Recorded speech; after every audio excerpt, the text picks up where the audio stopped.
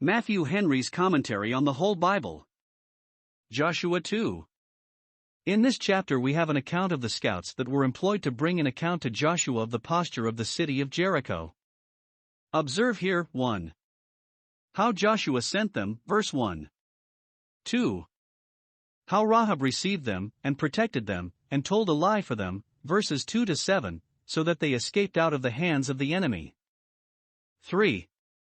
The account she gave them of the present posture of Jericho, and the panic fear they were struck with upon the approach of Israel, verses 8 to 11. 4. The bargain she made with them for the security of herself, and her relations in the ruin she saw coming upon her city, verses 12 to 21. 5. Their safe return to Joshua, and the account they gave him of their expedition, verses 22 to 24. And that which makes this story most remarkable is that Rahab, the person principally concerned in it, is twice celebrated in the New Testament as a great believer, Hebrews 11 verse 31, and as one whose faith proved itself by good works, James 2 verse 25. The two spies in Rahab, 1451 BC. 1 And Joshua the son of Nun sent out of Shittim 2 men to spy secretly, saying, Go view the land, even Jericho. And they went, and came into a harlot's house, named Rahab, and lodged there. 2 And it was told the king of Jericho, saying, Behold, there came men in hither tonight of the children of Israel to search out the country. 3 And the king of Jericho sent unto Rahab, saying, Bring forth the men that are come to thee, which are entered into thine house, for they be come to search out all the country. 4 And the woman took the 2 men, and hid them, and said thus, There came men unto me, but I wist not whence they were. 5 And it came to pass about the time of shutting of the gate, when it was dark, that the men went out. Whither the men went I wot not, pursue after them quickly, for ye shall overtake them. 6 But she had brought them up to the roof of the house, and hid them with the stalks of flax, which she had laid in order upon the roof. 7 And the men pursued after them the way to Jordan unto the fords, and as soon as they which pursued after them were gone out, they shut the gate. In these verses we have 1. The prudence of Joshua, in sending spies to observe this important pass, which was likely to be disputed at the entrance of Israel into Canaan, verse 1. Go view the land, even Jericho. Moses had sent spies, Numbers 13. Joshua himself was one of them, and it proved of ill consequence. Yet Joshua now sent spies, not, as the former were sent, to survey the whole land, but Jericho only, not to bring the account to the whole congregation, but to Joshua only, who, like a watchful general, was continually projecting for the public good, and was particularly careful to take the first step well and not to stumble at the threshold. It was not fit that Joshua should venture over Jordan to make his remarks incognito in disguise, but he sends 2 men, 2 young men, says the LXX, to view the land, that from their report he might take his measures in attacking Jericho. Observe, 1. There is no remedy, but great men must see with other people's eyes, which makes it very necessary that they be cautious in the choice of those they employ, since so much often depends upon their fidelity. 2. Faith in God's promise ought not to supersede but encourage our diligence in the use of proper means. Joshua is sure he has God with him, and yet sends men before him. We do not trust God, but tempt him, if our expectations slacken our endeavors. 3. See how ready these men were to go upon this hazardous enterprise. Though they put their lives in their hands, yet they ventured in obedience to Joshua their general, in zeal for the service of the camp, and in dependence upon the power of that God who, being the keeper of Israel in general, is the protector of every particular Israelite in the way of his duty. 2. The providence of God directing the spies to the house of Rahab. How they got over Jordan we are not told, but into Jericho they came, which was about 7 or 8 miles from the river, and their seeking for a convenient inn were directed to the house of Rahab, here called a harlot, a woman that had formerly been of ill fame, the reproach of which stuck to her name, though of late she had repented and reformed. Simon the leper, Matthew 26 verse 6, though cleansed from his leprosy, wore the reproach of it in his name as long as he lived, so Rahab the harlot, and she is so called in the New Testament, where both her faith and her good works are praised, to teach us, 1. That the greatness of sin is no bar to pardoning mercy if it be truly repented of in time. We read of publicans and harlots entering into the kingdom of the Messiah, and being welcome to all the privileged of that kingdom, Matthew 21 verse 31. 2. That there are many who before their conversion were very wicked and vile, and yet afterwards come to great eminence in faith and holiness. 3. Even those that through grace have repented of the sins of their youth must expect to bear the reproach of them, and when they hear of their old faults must renew their repentance, and, as an evidence of that, hear of them patiently. God's Israel, for aught that appears, had but one friend, but one well-wisher in all Jericho, and that was Rahab a harlot. God has often served his own purposes and his church's interests by men of different morals.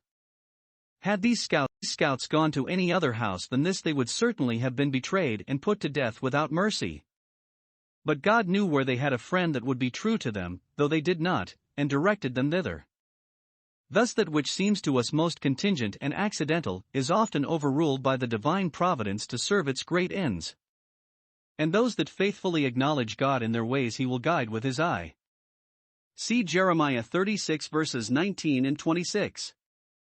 3. The piety of Rahab in receiving and protecting these Israelites. Those that keep public houses entertain all comers, and think themselves obliged to be civil to their guests. But Rahab showed her guests more than common civility, and went upon an uncommon principle in what she did. It was by faith that she received those with peace against whom her king and country had denounced war. Hebrews 11 verse 31. 1. She bade them welcome to her house. They lodged there, though it appears by what she said to them. Verse 9, she knew both whence they came and what their business was. 2. Perceiving that they were observed coming into the city, and that umbrage was taken at it, she hid them upon the roof of the house, which was flat, and covered them with stalks of flax. Verse 6, so that, if the officers should come thither to search for them, there they might lie undiscovered.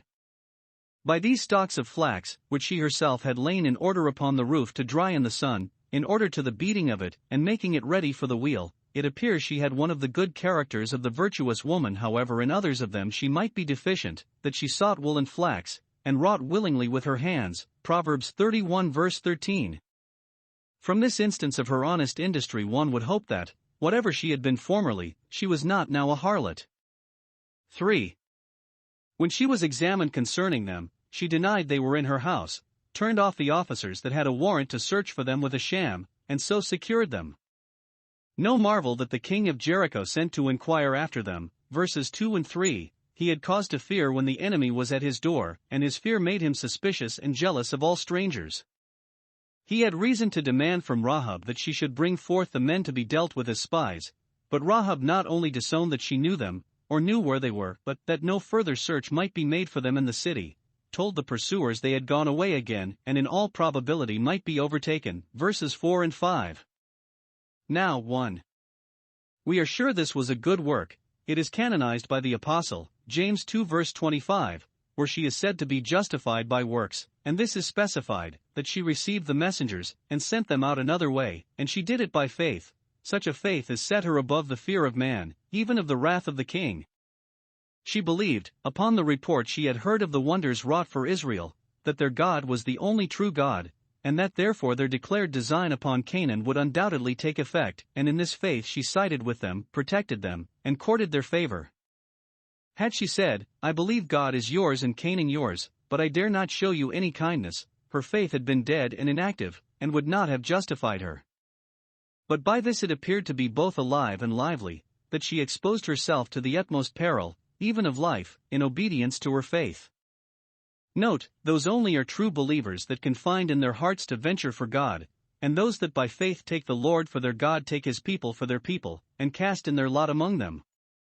Those that have God for their refuge and hiding place must testify their gratitude by their readiness to shelter his people when there is occasion.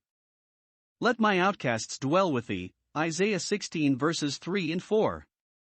And we must be glad of an opportunity of testifying the sincerity and zeal of our love to God by hazardous services to his church and kingdom among men. But 2. There is that in it which it is not easy to justify, and yet it must be justified, or else it could not be so good a work as to justify her. 1. It is plain that she betrayed her country by harboring the enemies of it, and aiding those that were designing its destruction, which could not consist with her allegiance to her prince and her affection and duty to the community she was a member of. member of. But that which justifies her in this is that she knew the Lord had given Israel this land, verse 9, knew it by the incontestable miracles God had wrought for them, which confirmed that grant, and her obligations to God were higher than her obligations to any other. If she knew God had given them this land, it would have been a sin to join with those that hindered them from possessing it. But since no such grant of any land to any people can now be proved, this will by no means justify any such treacherous practices against the public welfare. 2. It is plain that she deceived the officers that examined her with an untruth, that she knew not whence the men were, that they had gone out, that she knew not whither they had gone. What shall we say to this? If she had either told the truth or been silent, she would have betrayed the spies, and this would certainly have been a great sin, and it does not appear that she had any other way of concealing them than by this ironical direction to the officers to pursue them another way, which if they would suffer themselves to be deceived by, let them be deceived.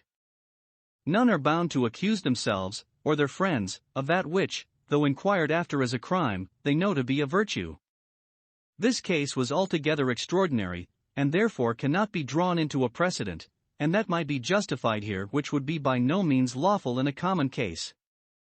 Rahab knew, by what was already done on the other side Jordan, that no mercy was to be shown to the Canaanites, and thence inferred that, if mercy was not owing them, truth was not, those that might be destroyed might be deceived. Yet divines generally conceive that it was a sin, which however admitted of this extenuation, that being a Canaanite she was not better taught the evil of lying, but God accepted her faith and pardoned her infirmity. However it was in this case, we are sure it is our duty to speak every man the truth to his neighbor, to dread and detest lying, and never to do evil, that good may come of it, Romans 3 verse 8. But God accepts what is sincerely and honestly intended, though there be a mixture of frailty and folly in it, and is not extreme to mark what we do amiss. Some suggest that what she said might possibly be true of some other men. 8 And before they were laid down, she came up unto them upon the roof. 9 And she said unto the men, I know that the Lord hath given you the land, and that your terror is fallen upon us, and that all the inhabitants of the land faint because of you. 10 For we have heard how the Lord dried up the water of the Red Sea for you, when ye came out of Egypt, and what ye did unto the 2 kings of the Amorites, that were on the other side Jordan, Sihon and Og, whom ye utterly destroyed. 11 And as soon as we had heard these things, our hearts did melt, neither did there remain any more courage in any man, because of you. For the Lord your God, he is God in heaven above, and in earth beneath. 12 Now therefore, I pray you, swear unto me by the Lord, since I have shewed you kindness, that ye will also shew kindness unto my father's house, and give me a true token. 13 And that ye will save alive my father, and my mother, and my brethren, and my sisters, and all that they have, and deliver our lives from death. 14 And the men answered her, Our life for yours, if ye utter not this our business. And it shall be, when the Lord hath given us the land, that we will deal kindly and truly with thee. 15 Then she let them down by a cord through the window, for her house was upon the town wall, and she dwelt upon the wall. 16 And she said unto them, Get you to the mountain, lest the pursuers meet you, and hide yourselves there 3 days, until the pursuers be returned, and afterward may ye go your way. 17 And the men said unto her, We will be blameless of this thine oath which thou hast made us swear. 18 Behold, when we come into the land, thou shalt bind this line of scarlet thread in the window which thou didst let us down by, and thou shalt bring thy father, and thy mother, and thy brethren, and all thy father's household, home unto thee. 19 And it shall be, that whosoever shall go out of the doors of thy house into the street, his blood shall be upon his head, and we will be guiltless, and whosoever shall be with thee in the house, his blood shall be on our head, if any hand be upon him. 20 And if thou utter this our business, then we will be quit of thine oath which thou hast made us to swear. 21 And she said, According unto your words, so be it. And she sent them away, and they departed, and she bound the scarlet line in the window. The matter is here settled between Rahab and the spies respecting the service she was now to do for them, and the favor they were afterwards to show to her. She secures them on condition that they should secure her. 1. She gives them, and by them sends to Joshua and Israel, all the encouragement that could be desired to make their intended descent upon Canaan. This was what they came for, and it was worth coming for. Having got clear of the officers, she comes up to them to the roof of the house where they lay hid, finds them perhaps somewhat dismayed at the peril they apprehended themselves in from the officers, and scarcely recovered from the fright, but has that to say to them which will give them abundant satisfaction. 1. She lets them know that the report of the great things God had done for them had come to Jericho, verse 10, not only that they had an account of their late victories obtained over the Amorites in the neighboring country, on the other side of the river, but that their miraculous deliverance out of Egypt, and passage through the Red Sea, a great way off, and 40 years ago, were remembered and talked of afresh in Jericho, to the amazement of everybody. Thus this Joshua and his fellows were men wondered at, Zechariah 3 verse 8. See how God makes his wonderful works to be remembered, Psalm 111 verse 4, so that men shall speak of the might of his terrible acts, Psalm 145 verse 6. 2. She tells them what impressions the tidings of these things had made upon the Canaanites. Your terror has fallen upon us, verse 9, our hearts did melt, verse 11. If she kept a public house, this would give her an opportunity of understanding the sense of various companies and of travelers from other parts of the country, so that they could not know this any way better than by her information, and it would be of great use to Joshua and Israel to know it. It would put courage into the most cowardly Israelite to hear how their enemies were dispirited, and it was easy to conclude that those who now fainted before them would infallibly fall before them.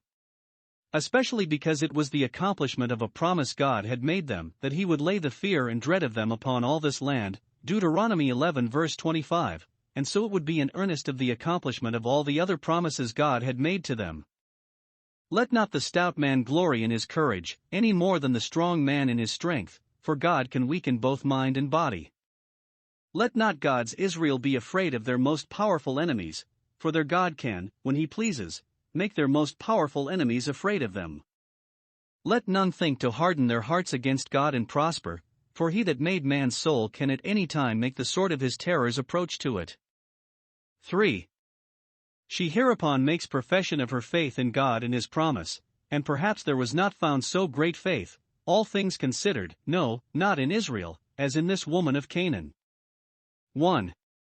Who believes God's power and dominion over all the world, verse 11 Jehovah your God, whom you worship and call upon, is so far above all gods that he is the only true God, for he is God in heaven above, and in earth beneath, and is served by all the hosts of both. A vast distance there is between heaven and earth, yet both are equally under the inspection and government of the great Jehovah. Heaven is not above his power, nor is earth below his cognizance.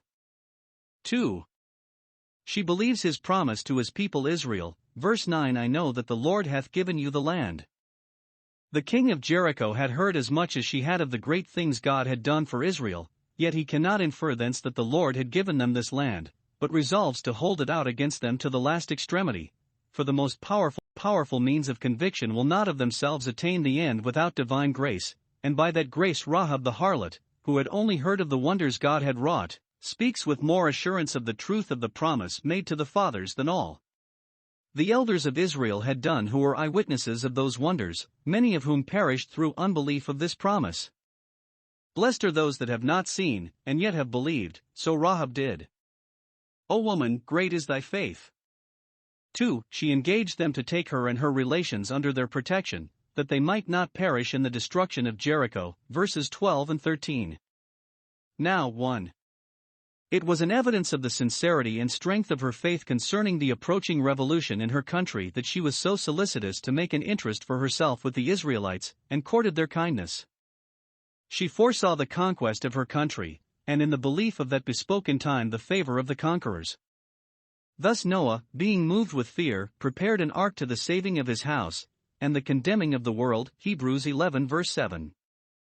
Those who truly believe the divine revelation concerning the ruin of sinners, and the grant of the heavenly land to God's Israel, will give diligence to flee from the wrath to come, and to lay hold of eternal life, by joining themselves to God and to his people.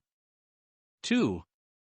The provision she made for the safety of her relations, as well as for her own, is a laudable instance of natural affection, and an intimation to us in like manner to do all we can for the salvation of the souls of those that are dear to us, and, with ourselves, to bring them, if possible, into the bond of the covenant.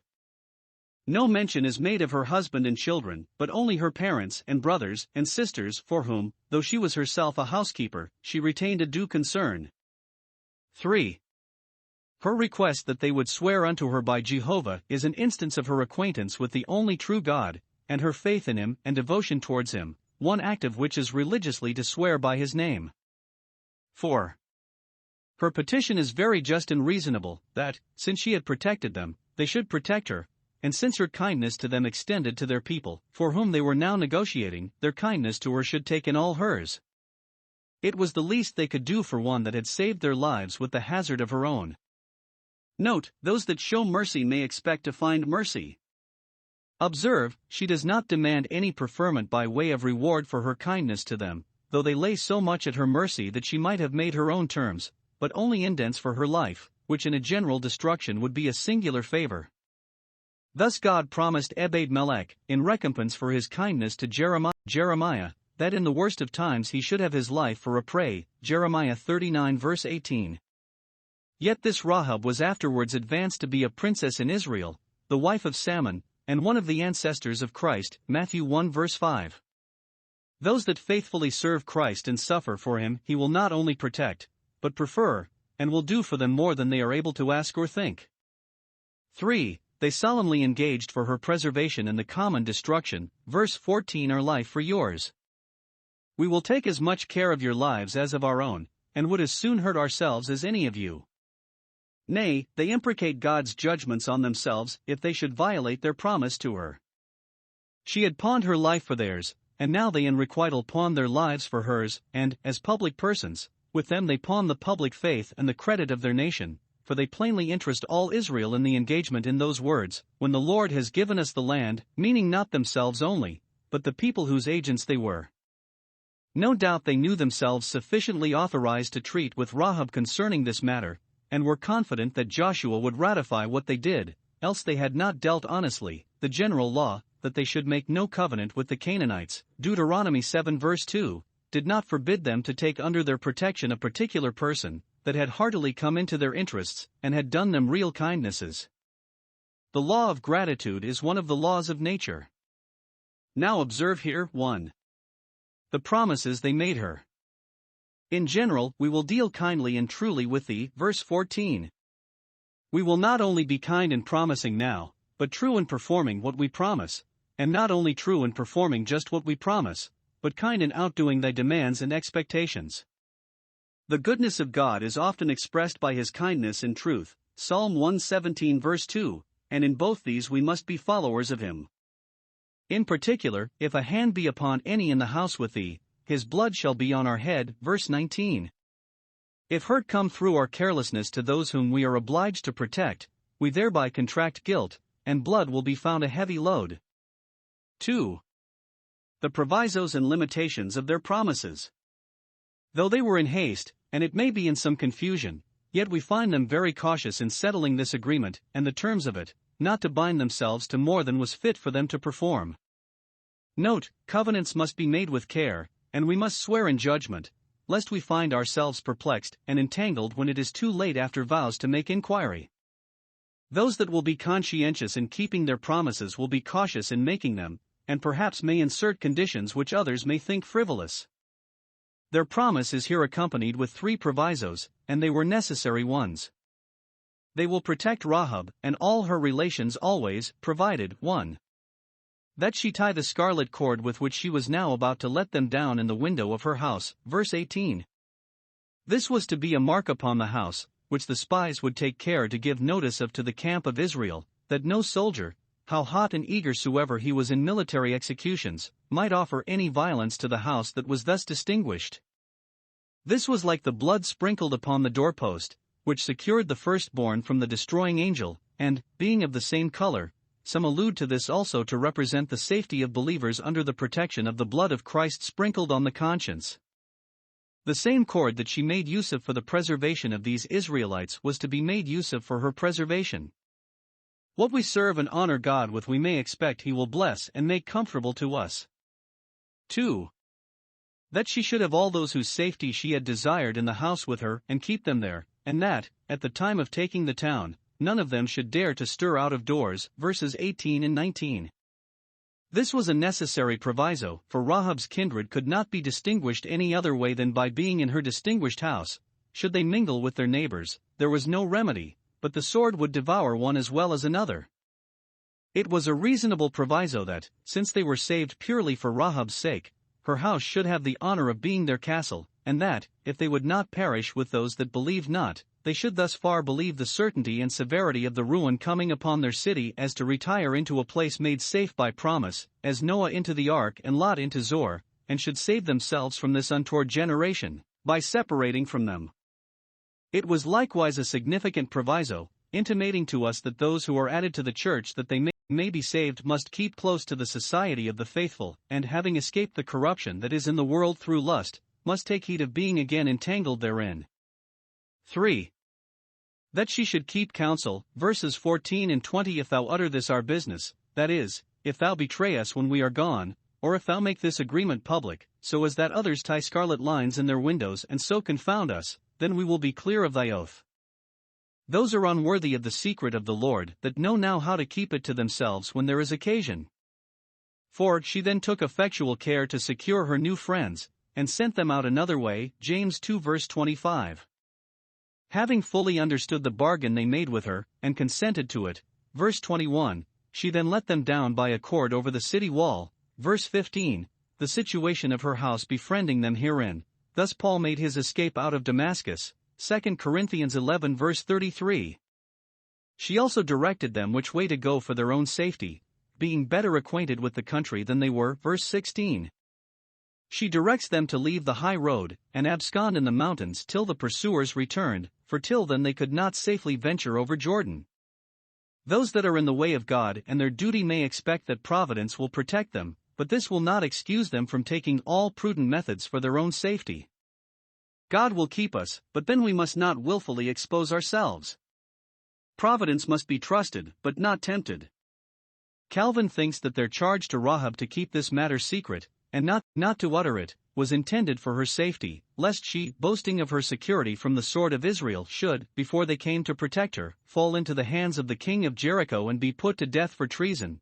Thus do they prudently advise her for her safety, as she advised them for theirs. And it is good advice, which we should at any time be thankful for, to take heed to ourselves. 22. And they went, and came unto the mountain, and abode there 3 days, until the pursuers were returned, and the pursuers sought them throughout all the way, but found them not.